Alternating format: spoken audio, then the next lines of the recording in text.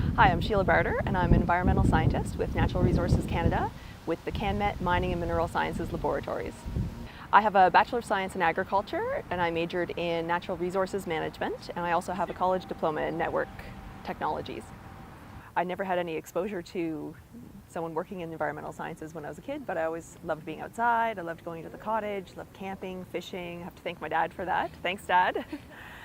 I knew that I wanted to do something where I was sort of making a difference. My very first year in high school in grade 9, I had a fabulous science teacher. Thank you, Mr. Treadwell.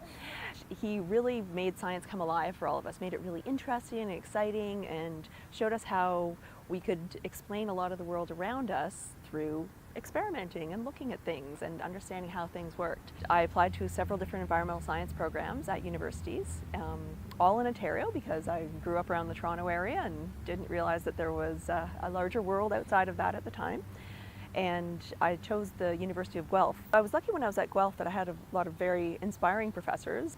I was able to really expand my horizons and figure out that there was a much larger world out there in terms of where I could apply my knowledge. And so that's when I started looking at where I could go after university. I applied to a student work program after my first year, and I actually came to Ottawa. That was my first trip to Ottawa, and worked for Agriculture Canada for the summer. So it was a great work experience. It was a lot of standing out in fields, counting pollen, and individually counting the seed heads on grain, on wheat and rye and barley, and got to realize which plants were prickly and which plants weren't.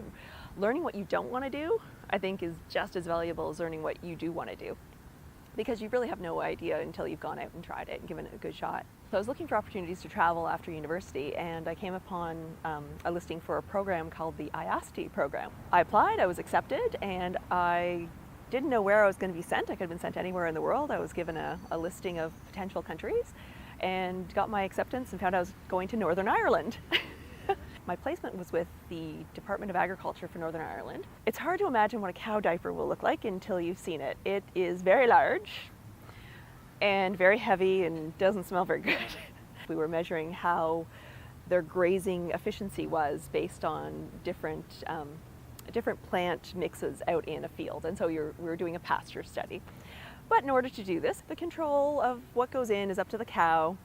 The control of what goes out is up to the diaper. So when I got back from Northern Ireland, I definitely didn't want to move back home with my parents. I'd caught the travel bug. I wanted to have more adventures.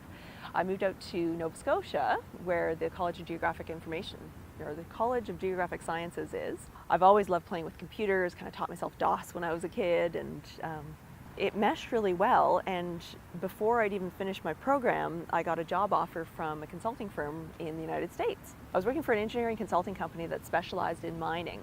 And so I was on staff as a staff scientist, so I was sort of a jack of all trades while I was there. There was a lot of standing out in the rain and taking water samples at mine sites. I was given an opportunity then to travel to one of our work sites in Peru, which I jumped at the opportunity. I thought, this is amazing. I get to go to South America. It's somewhere I've never been.